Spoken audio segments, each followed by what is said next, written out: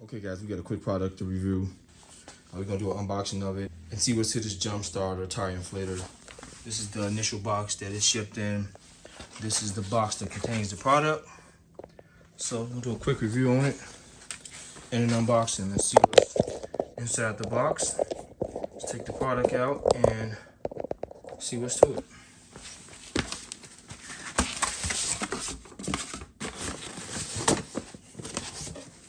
Nice carrying bag, real nice.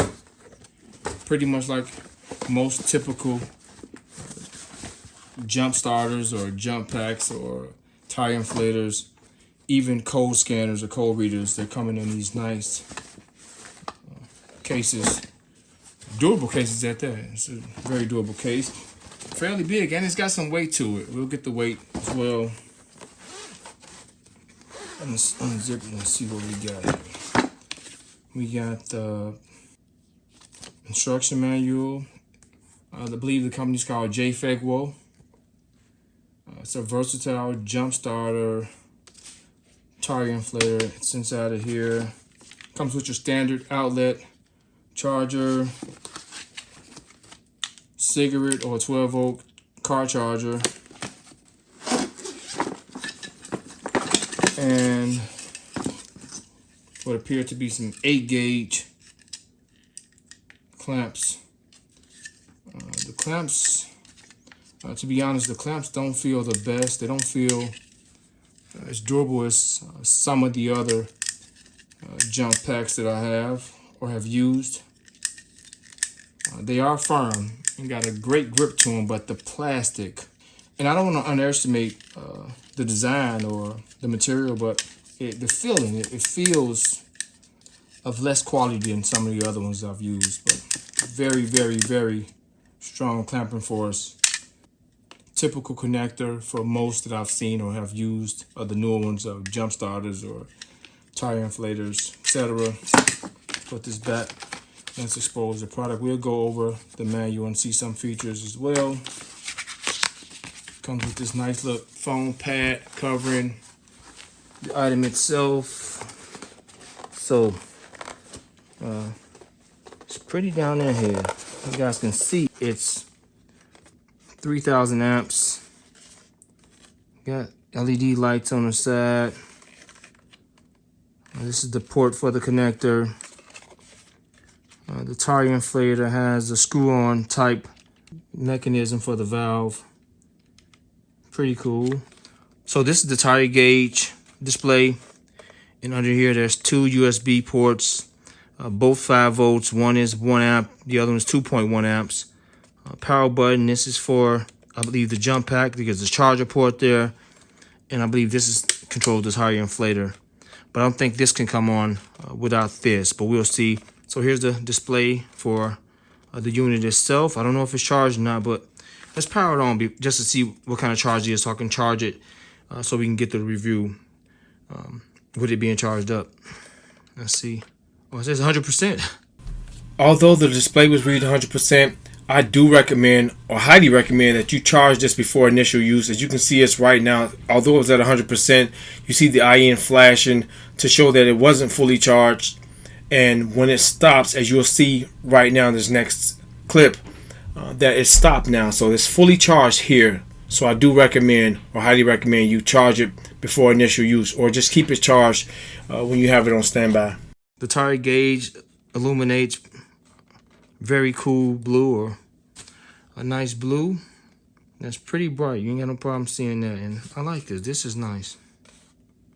So let's see. Oh, the tire pressure. The tire is pretty strong. I wasn't expecting that. So here's our test battery. Should be dead. Let's see how many volts it's reading. Yeah, this thing is down. So here's the test for the day. We're gonna simulate battery dead. We're straight on the side of the road. We got a flat tire. A lot of weight on the front. So let's strain this thing. Let's do the front. Let's take the air out the front tire.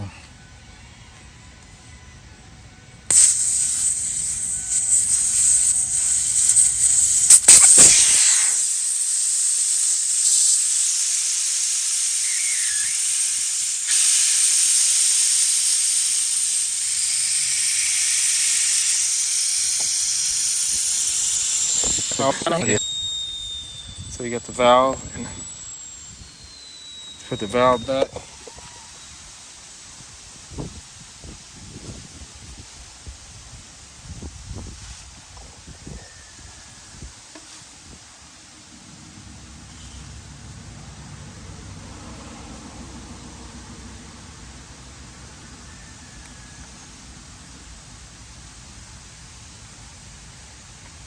All right, valve is tightened.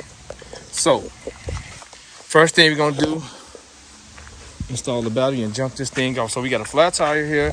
We're stranded on the road, and we need help. So let me get the battery installed in this thing, and we're gonna see. We're on a full charge. Okay, we got the battery installed. Now let's go check in the inside. I don't think we got no power.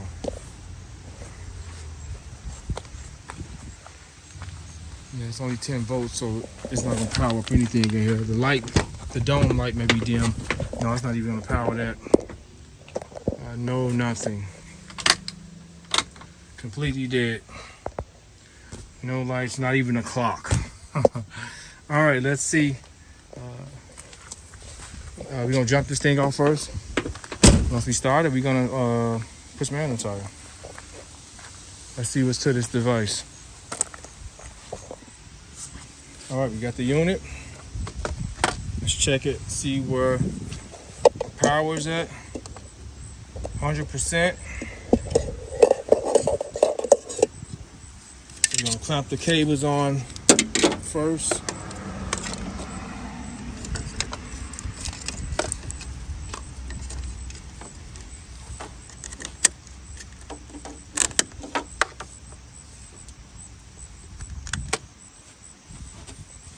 So clamp the cables on first.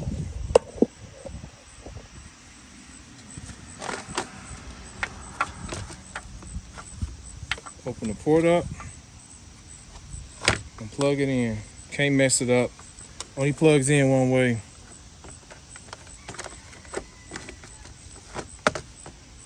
It's putting out some power. 15 volts. All right, let's see what we got.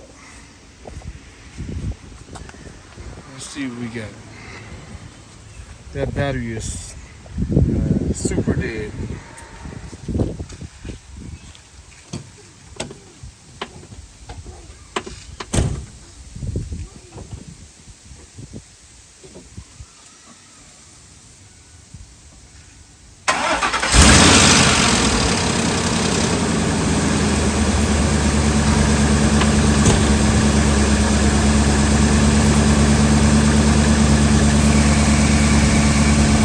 Up. So the very first thing you want to do is remove the plug first, and then remove the cable.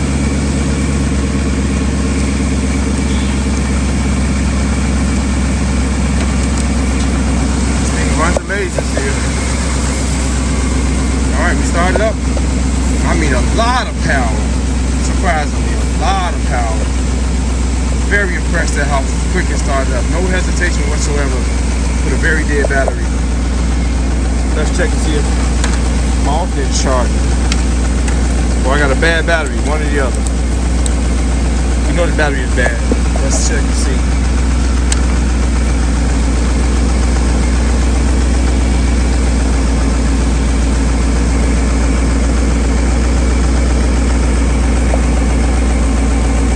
Alternate good.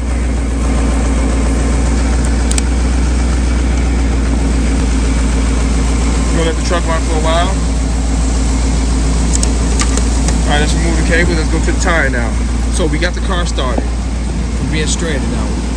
We're good. And now we got a flat tire. Let's fix this flat tire. Let me show you guys how to work the unit.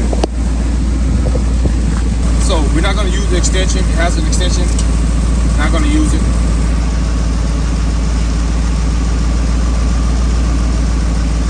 Just going to screw this on.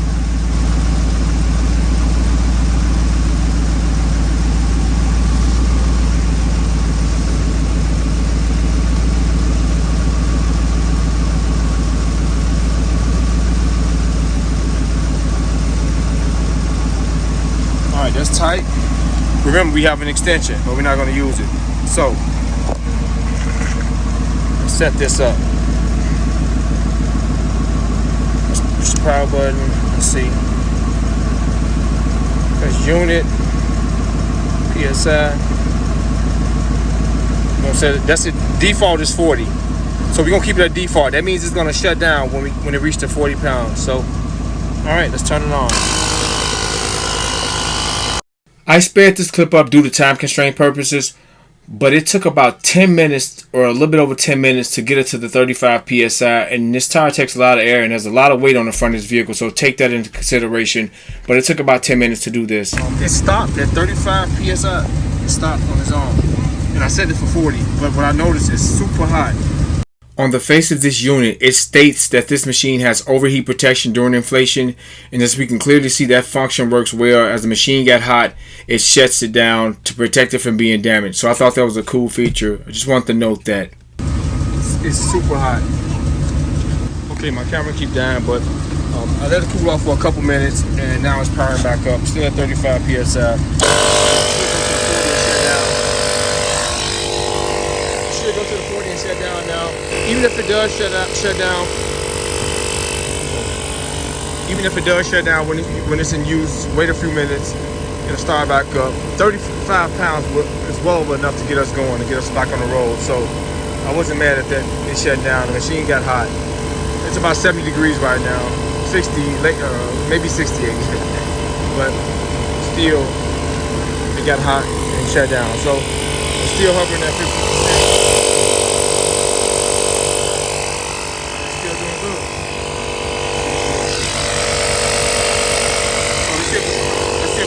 Shut down. Actually, shut down. I think I may have changed to 41, but we're gonna see.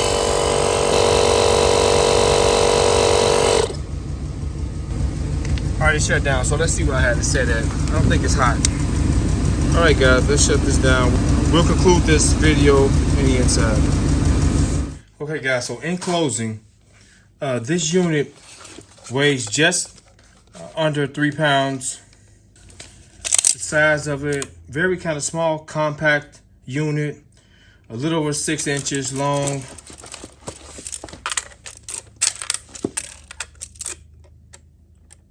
Six inches wide and about 3 inches in height.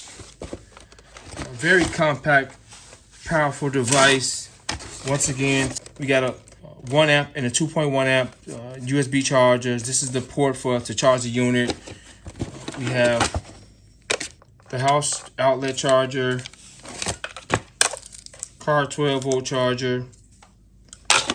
Plugs in there. Check the unit. We have 50% power. To power up the LED lights, these powerful LED lights, or cycle through the light features, you want to hold this for 3 seconds, which turns them on. Very bright. Press it twice to cycle through. This is SOS mode. Press it twice again for a quick strobe and hold it down 3 seconds, or you can press it twice again for just a continuous light. Hold it around 3 seconds, shuts down. This LED and this LED shuts down in 2.5 minutes once you press the button to illuminate them, and to cycle through the different options here, like it's on PSI right now currently. You guys can see that. Just want to press unit to cycle through the different options, and to set it, the plus or minus, to set the pressure where you want it to shut down at. So I'll leave it at default 35 PSI. Of course, to power the compressor, it won't turn on now once the unit is not illuminated. You have to press the button once.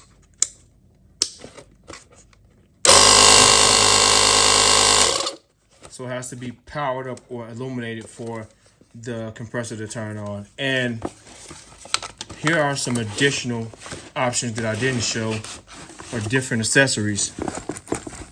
We have an extension for much larger tires. We'll measure it really quick, and it comes with an air valve stem or air needle for basketballs, footballs, different valve stems for a bike, to blow up inflatables, etc. But this screws on to, let me back up some, to this to extend it. It's the same as you were screwing on the valve of a tire, same setup, and it gives you an additional, so it gives you an additional 20 inches almost. It gives you an additional 20 inches. That's long enough to do any tire, no matter how large it is. So that's pretty cool. And this is, despite the unit not looking the most expensive aesthetically, this is some quality stuff here. You got some quality. These hoses are quality hoses. They're not flimsy or cheap made. This feels well. This feels good as well. It doesn't feel cheaply made. So got some quality hoses here. So yeah, but that's it. Not bad. Cannot beat this. The link will be in the description box to purchase this at a great price. Very, very impressed with the power this thing was putting out. And hey, you got a bonus with an air compressor built in this jump starter. So you cannot go wrong with these jump starters. I like them all. You just want to find the most efficient one. That's the key here. And this is an efficient unit, especially for the price. So hope you guys enjoyed this quick product review. The link will be in the description box to purchase this thing at a great price, at a discounted price. Hope you guys found it helpful, and thanks for watching. Terrence, and I'm out.